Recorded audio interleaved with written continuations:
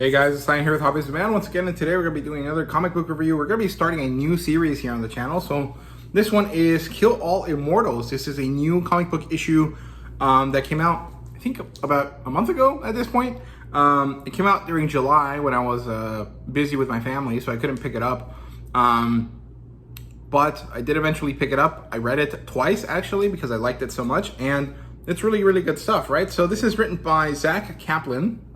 I don't think I've ever read anything by him, but I've heard his name before. So, yeah. The artist here is Fico, Ossio, and he does a great job, actually. And I think I have seen stuff drawn by him before. Thiago Rocha does the inking on this, I think, and the colors. And Hassan Otsmani El Hau, or El Elau, I guess. I'm not really sure how to say that. Does the lettering and stuff, right? So, yeah, this is the first issue. I actually thought the cover looked really cool initially, but now that I'm looking at it, it kind of feels off model from how the character's actually drawn, inside. And so I can say it's my favorite, but it's not that bad. And this is a pretty interesting story. If you like stuff like the originals, the Vampire Diaries spin-off show that was on the CW, you'll probably like this because it has the same kind of vibe. It follows this group of people that are very powerful, economically, and based on the title, you know that they're immortal, right?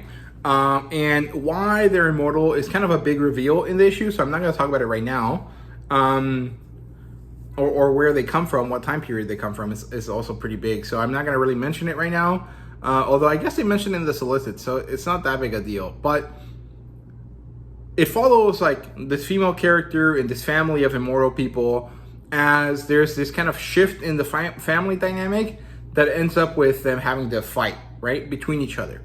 And that's basically as much as I can say without spoilers. And it's pretty cool. I really, really liked it. Like I said, I read this issue twice before sitting down to review it, and I think it was awesome. I really liked the artwork. I thought it was well done. I liked the coloring a lot. Actually, this was supposed to release earlier on in the year, but it didn't because there were some issues with the original colorist. And then they finally got someone else to cover him. And now this guy that's coloring it right now, Thiago Rocha, is the guy that's going to color for the rest of the issues, I think, for the rest of the series. And he did a great job. There was some really interesting stuff here with the coloring that made it really exciting during certain specific scenes, and I think that it was very well done. So overall, this is a pretty good series. This is, awesome. I liked it quite a bit. And like I said, if you're a fan of the originals and you want something a little bit different, but also in that same kind of similar vein, this might be it for you, right? So I recommend you guys check it out. So now I will be talking spoilers, so let's get into it. So it opens up on this Wyoming mansion where this family of rich people is talking. And they're talking about how they made a blunder. They had a bad decision when the main guy, like the oldest person there, decided to back out of this deal with the Asfaldi family, I think is what they're called, and how they're gonna suffer the consequences about it. And this old guy doesn't really care. He's just like, I don't believe you. This is business. We're more civilized than that. This isn't going to end up being anything bad. As soon as he finishes saying that, the window behind him breaks. He gets a sword shoved through him. And it turns out that this family of people that they reneged on a deal with are actually a family of immortal Vikings. And we follow the dad and his 3 sons as they slaughter these guys in this mansion. Because it's business, which is crazy. And then they're all dead, and it's really, really badass. We transition over to a new scene here at a Paris fashion show, and it's really cool. I initially thought that the character that was doing the walking on the runway was actually the female character, but it turns out that it's not, that she's just sitting there watching this happen, and she leaves, and this is to show us that she's very different from her family members. She's a lot more altruistic and philanthropistic, and she's a nice person, right, compared to her family. And she's really not that interested in the limelight or being powerful and stuff. She just wants to help people. And this gets shown to us again when she leaves, and then later is shown in Kenya helping with some humanitarian aid with some war that's going on over there. And we meet this guy called Owen Jabari, who is a BBC reporter, I think, and he's trying to do a piece on her and her family, right? Then they leave. It turns out that she and Jabari have this relationship, and they're stopped by the soldiers on their way out of this place that they were at in Kenya. She gets out of the car, and this is the only issue I have with this book. The way that this is shown doesn't look like she's coming out of her car. It looks like she's about to get into it. And maybe that was an issue where they drew it and then they switched the story up a little bit, because it looks like she's getting into her car, not coming out of it, or like pushing her car because it's stalled and she's trying to get it to run again, right?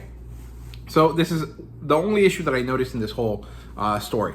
And she has the conversation with them. Something happens. Jabari doesn't really get to see it, so we don't either. And the men are all dead, and she manages to escape with him. Later, they're at this hotel. They're cleaning up, and she is unharmed. And he talks about how that's crazy because she got really, really lucky. We later learned that it's not that she was lucky, it's that she just healed from any of the injuries, right? And she talks about the fact that this is a problem, that her family needs to get involved now, and so they have to go off to Norway, right? Or, well, I think they actually end up going to Iceland, but I thought that they went to Norway. So they go to Iceland, they go to her house, and they meet with the rest of the asphalts, or the Asvaldi. She meets, Jabari meets with Leif and Stain, which are, Leif is her younger brother, and Stain is one of her older ones, I think. And I really love the character designs here. I think they're all really, really cool. They are modern business, high society type people, but they clearly have very Viking inspirations to their outfits and stuff. So I really, really like it. I think it's really, really cool. Well, at least they look like Vikings in the sense that we think of them, right? Like Vikings, the TV show, like the History Channel show. They look like that, but wearing modern suits and stuff. It looks really cool. I like it. And then they're having this dinner together, and Frey, the main female character, talks about the fact that they got attacked and that this is a problem. What are they going to do about it? Her dad kind of ignores her, and then they start talking to Jabari about press, right? And they try to offer him a deal where he becomes their like press manager, I guess, and they give him some money to start his own company, right? He disagrees with him. He's like, I'm not really into that. I'm just trying to talk about Frey in an article, and it is what it is, right? They get mad at him, and then it turns out that it's because Frey broke a rule, right? Her rule is the rules are no reporters and no press, and she broke it, and this is to hide their immortality, basically. And so they decide to start trying to kill Jabari. She manages to save him from a sword thrust, and then she gets her throat slashed. She tells him to run, and he does. And then he ends up kind of cornered by one of her brothers. I think it was Leif.